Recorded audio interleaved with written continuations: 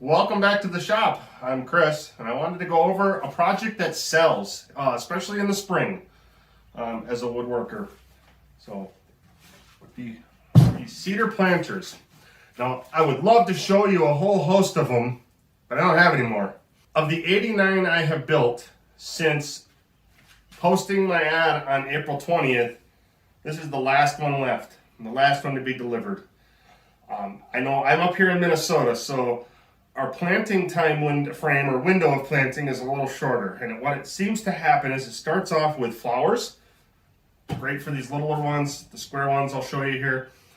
And then after a couple weeks of building a ton of those, I had a lot of customers repeat and new that came back and wanted vegetable planters. So 6 foot by 2 foot by 3 foot tall so they could garden without bending over, without as much weeds and all of that. So here is a few of the ones I did build, and I do have a video on building the small ones, and then you can just scale it up.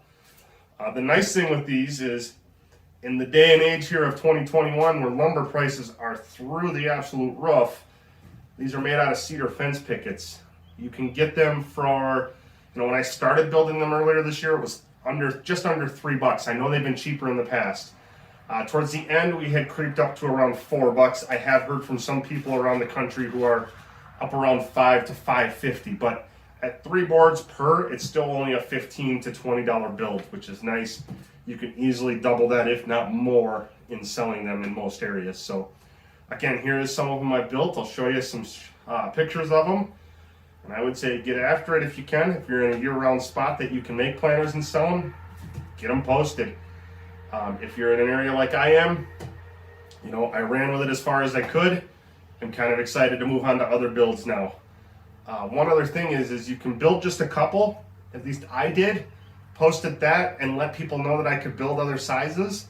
And again, it scales up well with just some minor modifications. And then from there, I took orders. So here we go.